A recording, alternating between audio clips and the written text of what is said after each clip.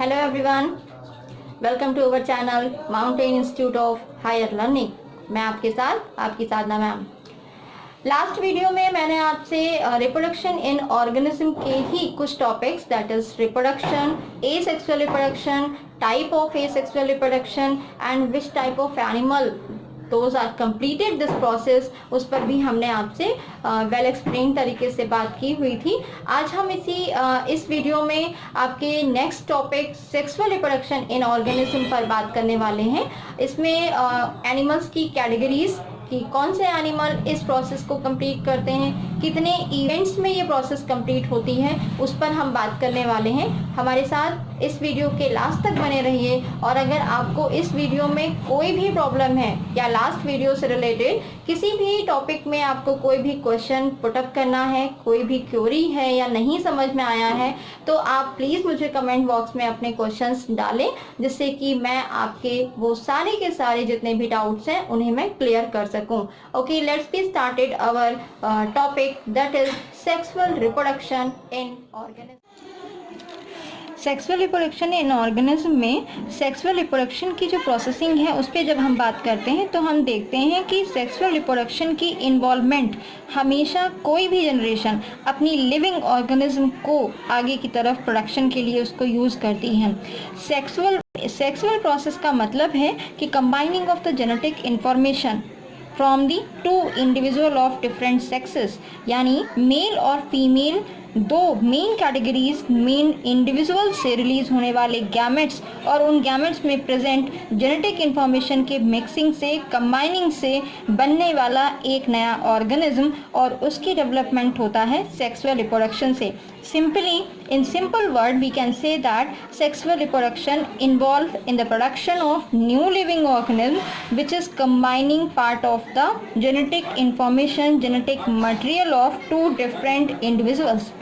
जब हम life cycle के फेजेस की बात करते हैं कि लाइफ साइकिल में कोई किसी भी एनिमल की जब हम लाइफ साइकिल की बात करते हैं तो उसमें हम 3 फेजेस को देखते हैं। 3 फेजेस में juvenile phase, reproductive phase, senescent phase. अगर हम बात करें तो यहाँ पर कोई भी ऑर्गेनिज्म है तो वो ऑर्गेनिज्म अपनी 3 डिफरेंट स्टेजेस को यूज़ करता है, जिसमें से सबसे पहला पार्ट है आपका एक starting part of the any living organism, जिसमें उसको हम बर्थ पीरियड भी बोल सकते हैं। यहाँ से नेचुरल बर्थ से लेकर के नेचुरल डेथ की जो प्रोसेसिंग है, क्योंकि यहाँ पर फाइनल जो लिविंग बीइंग है वो क्या हो जाता है, डेथ की तरफ मूव कर जाता है। इस पार्ट को हम बोल सकते हैं लाइफ स्पैन, जिसको मैंने पहले वाले वीडियो में आपसे डिस्कस किया हुआ था।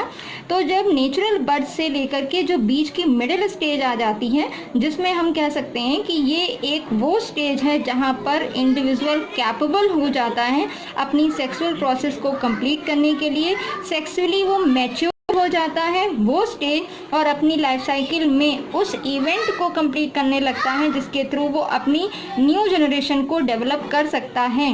उसके बाद में धीरे धीरे उसकी वो कैपेसिटी डाउन हो जाती है और वो एजिंग प्रोसेस की तरफ मूव करता है, फाइनली डेथ की तरफ लीड कर जाता है।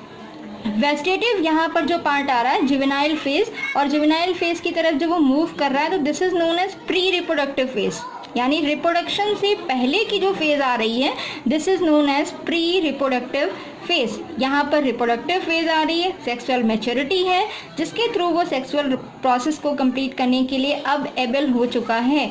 After this will be just lose their capacity for the reproduction and move to the ageing process, this is known as senescent phase. Senescent phase के बाद में फाइनली लिविंग बीइंग डेथ की तरफ मूव करता है। तब तक इस प्रोसेस के through, that mean reproductive phase के थ्रू, वो अपनी बहुत सारी नंबर्स में अपनी स्पीसीज, अपनी जनरेशन को इंक्रीज करता जाता है, जिससे कि उसकी जो जनरेशन है वो न्यू रेस में आगे की तरफ बढ़ रही है और अपनी पॉपुलेशन को आगे की तरफ लीड करवाती जा रही है। इवेंट ऑफ सेक्सुअल रिप्रोडक्शन पर जब हम बात करते हैं तो सेक्सुअल रिप्रोडक्शन की जनरली हम बात करेंगे तो 3 इवेंट्स हमें देखने को मिलते हैं, जैसे pre fertilization event, fertilization event, post fertilization event. Fertilization से पहले वाले इवेंट, उसमें क्या क्या बनता है वो पोर्शन आपका प्री फर्टिलाइजेशन के इवेंट में आते हैं, जिसमें हमने 2 पार्ट्स को इसमें इन्वॉल्व किया हुआ है। First one is a gametogenesis and second one is a gamete transfer. Gametogenesis, gamete plus genesis two word का यहाँ पर पार्ट लिया है, gamete plus genesis, gamete formation, its scientific, its process wording name is gametogenesis and after that gamete transfer. Gamete transfer यानी gamete की formation के बाद उसका ट्रांसफ़र होना पर्टिकुलर एजेंसी की हेल्प से, पर्टिकुलर मीडियम की हेल्प से अपने टारगेट साइट तक पहुंचने के लिए उसे गैमेट ट्रांसफरिंग की प्रोसेस करनी पड़ेगी। जब हम गैमेट फॉर्मेशन की बात करते हैं तो गैमेट भी आप देखते हो कि टू टाइप के हमें देखने को मिलते हैं, जिसमें एक वन है आइसोगैमेट और दूसरा है एनाइजोगैमेट। आइसोगैमेट का मतलब होता है होमोगैमेट, और होमोगैमेट की वर्डिंग पे हम बात करेंगे तो होमो प्लस गैमेट, और होमो का मतलब हो जाता है सेम, यानी सेम टाइप का गैमेट अगर है तो वो आइसोगैमेट में आ जाता है, सेम साइज में, सेम शेप में और सेम बिल्कुल इक्वल स्ट्रक्चर में अगर हम बात करें तो वहाँ पर होमोगैमेट का पोर्शन आता है। दूसरा, जब हम एनाइजोगैमेट पे बात करते हैं तो एनाइजोगैमेट को सिंपली हम यहाँ पर डिफाइन कर रहे हैं हेट्रोगैमेट से लेकर, hetero means different, different gametes में यहाँ पर मैंने टू टाइप की कैटेगरीज यहाँ पर ली हुई, दिस इज नोन एज माइक्रोगैमेट और मैक्रोगैमेट। बायोलॉजी में माइक्रो को हम मेल गैमेट से शो करते हैं और मैक्रो को हम फीमेल गैमेट से शो करते हैं। साथ ही साथ दूसरे वर्डिंग में अगर हम बात करें तो माइक्रो यहाँ पर आ जाता है स्मॉल और मैक्रो का मतलब आ जाता है बिग। दैट मीन साइज में अगर वेरिएशन है, शेप में वेरिएशन है तो हम वहाँ पर उसे हेट्रोगैमेट या एनाइजोगैमेट की कैटेगरी में रखते हैं। जैसे आइसोगैमेट में अगर हम बात करें तो इसमें आप देखोगे कि एक ही पार्ट में आ जाता है, जिसमें एक ही सेम एंड शाइप के होमोथैलस के पार्ट में है। प्लाज्मोडियम वाइवेक्स का भी अगर हम देखेंगे तो सेम टाइप के स्पोर दिखाई देते हैं। एनाइजोगैमेट में हम सिंपली यहाँ पर मेल और फीमेल की बात कर लेते हैं, तो मेल जो है आपका छोटा होता है, फीमेल यहाँ पर अगर हम देखें तो ये बड़ा होता है साइज़ में। इस वजह से इन दोनों के पोर्शन को अगर हम यहाँ पर डिफाइन करें टाइप ऑफ गैमेट के पोर्शन में तो ये एनाइजोगैमेट के पोर्शन में आ जाता है। Okay, now we are discuss about the fertilization. Fertilization it is also known as syngamy. Syngamy का मतलब होता है कि फर्टिलाइजेशन, सिन मीन्स मिक्सिंग करना, gamy means gamete, syn means mix करना, गैमेट की मिक्सिंग होना मीन्स फर्टिलाइजेशन।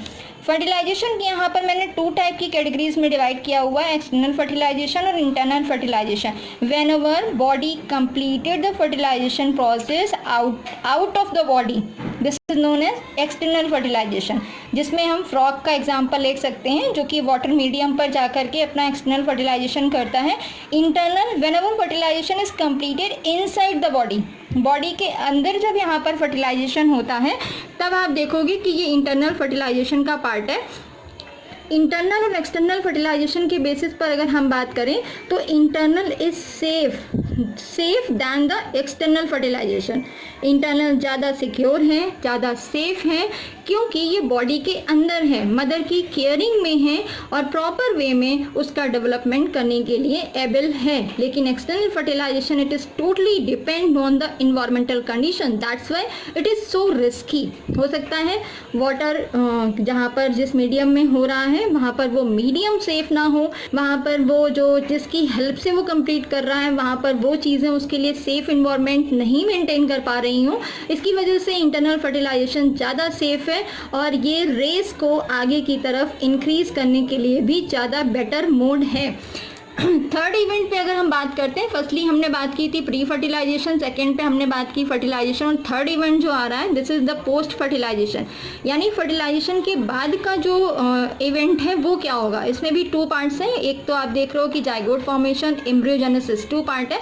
जब हमने फर्टिलाइजेशन की बात की तो इसमें आप देखो कि male cross with the female, जब इसका क्रॉस करवा रहे हैं तो ये दोनों ही अपनी जेनेटिक इन्फॉर्मेशन को मिक्स करके एक पर्टिकुलर ऑर्गेनिज्म की फॉर्मेशन कर रहा है, this is known as zygote. क्योंकि 2n की कैटेगरी में आ रहा है, फीमेल अपना गैमेट रिलीज कर रही है n, male n plus n, this is the 2n means haploid gametes whenever comes and contact to with each other and form the one diploid structure, it is known as zygote. This is the first event of the post fertilization event and this zygote condition depend on the type of life cycle of organism.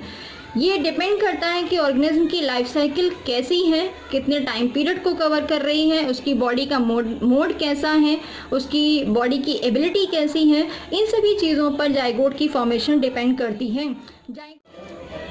Zygote की process के बाद में जब हम देखते हैं कि zygote जब डिप्लॉयड बॉडी की फॉर्मेशन कर लेता है, उसके बाद हम मूव करते हैं next step of the post fertilization event, that is the embryogenesis. Embryogenesis, इसी वर्ड पे मैंने पहले भी आपको बोला हुआ था, गैमेटोजेनेसिस यानी gamete formation. Gametogenesis same as यहाँ पर हम बात कर रहे हैं, this is the embryogenesis, that mean formation of embryo. यहाँ पर आप देख सकते हो कि मैंने एक लाइन में उसे डिफाइन किया हुआ है, embryo form and develops from the zygote. इस प्रोसेस में जाइगोट सेल डिवीजन की प्रोसेस करता है और सेल डिफरेंशिएशन की प्रोसेस स्टार्ट हो जाती है। यहीं पर जाइगोट डिफरेंट सेल स्ट्रक्चर में डिवाइड होता है, upper, lower side, lower left hand side and right hand side divide होकर के डिफरेंट सेल्स की फॉर्मेशन करता है और सेल डिफरेंशिएशन स्टार्ट हो जाता है। After cell differentiation this is move to the organogenesis. Organogenesis that mean formation of organ, और यहीं से ही बॉडी का स्ट्रक्चर फॉर्म करना स्टार्ट कर जाता है। तो आज की डेट में मैंने आपसे इवेंट पर बात की हुई है, जिसमें आप देख रहे हो कि मैंने 3 इवेंट्स पर बात की हुई थी, pre fertilization, fertilization, post fertilisation.